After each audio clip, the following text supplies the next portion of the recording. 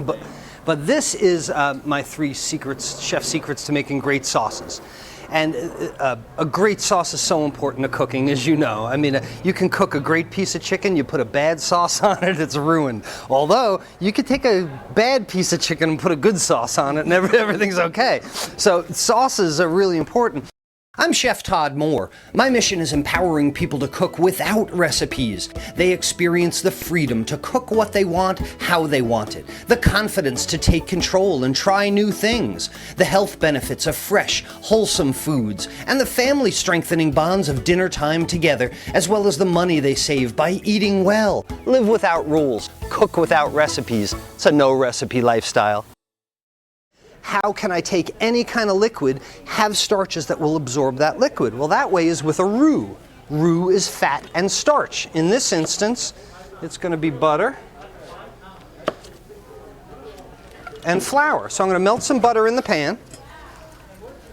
Let's add a little bit of flour. Again, I'm not a big fan of measuring. I do things by eye. And my whisk. And start to whisk that butter and flour together. And what I have is something that starts to look like wallpaper paste. Use this to get into the corners. All right. And here's my roux. Okay, it's like wallpaper paste. It's just a combination of butter and flour. It could have been bacon fat and flour. It could have been lard. It could have been bunch of sausage or ground beef that I rendered and then sprinkled some flour on top of. The combination of fat and flour is roux. But now this is going to taste really pasty. If you go to make a sauce out of this, it's going to taste very floury. So what you need to do is cook the proteins out of the roux. It needs to be cooked a little bit so that you don't get that floury taste. And so now you can see what started to happen. See how it turns from yellow to white on the edges. These are the areas that the protein has been cooked out of the flour. And cooking the protein out of the flour means I'm not going to get that floury kind of taste. So now if I have, there we go. So now if I have some milk, cold milk, I can add this to the roux, and it's going to have the same effect as the cornstarch slurry did. But now I've got butter, which tastes a heck of a lot better than cornstarch. Fat and starch is roux, and then you can add any kind of cold liquid. Look, here's our white sauce. Right, coming together. Still got a few things that need to dissolve in there. But what I'll do is add some more milk. So now, what I have in this pan is this nice, smooth white sauce, which is made by butter and flour as roux, milk or broth or anything else that you might want. And then the real test is our degree of nappe. So coat the back of a spoon, pull your finger through the spoon, and if it does not run back together, then this is thick enough to stick to food. So now we know the secrets to thickening sauces. The first way to thicken a sauce is by simple evaporation, reduction. If you have the patience, you let it evaporate and it will thicken. I generally don't have the patience for that. Second way is to add something that's thicker than what you already have. Tomato paste, goat cheese, pureed beans, anything like that. Third way, cornstarch slurry, like Grandma used to make her turkey gravy. Roux is the fifth way. I've already told you that butter and flour is starch. Let's do another quick experiment while I have a minute. Let's just say I am making a meal for friends that are coming over.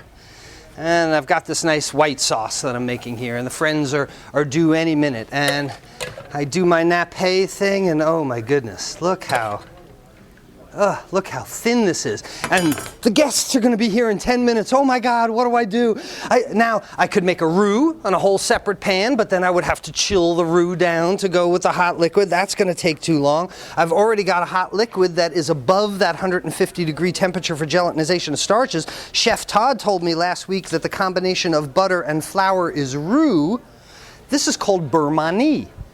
French culinary, if I take a pat of butter, put it in the flour, squeeze as much flour into this pat of butter as possible, What am I doing? I'm making an uncooked roux. If I already told you butter and flour is roux, why can't I just take a pat of butter, keep working it around? What do I got? I got a clump of uncooked roux. Now, in an emergency, this is okay. I already told you because it's going to have a little bit more pasty taste that the proteins aren't cooked out of it, but this is an emergency. The guests will be here any minute. So now I can crumble this uncooked roux into any simmering liquid.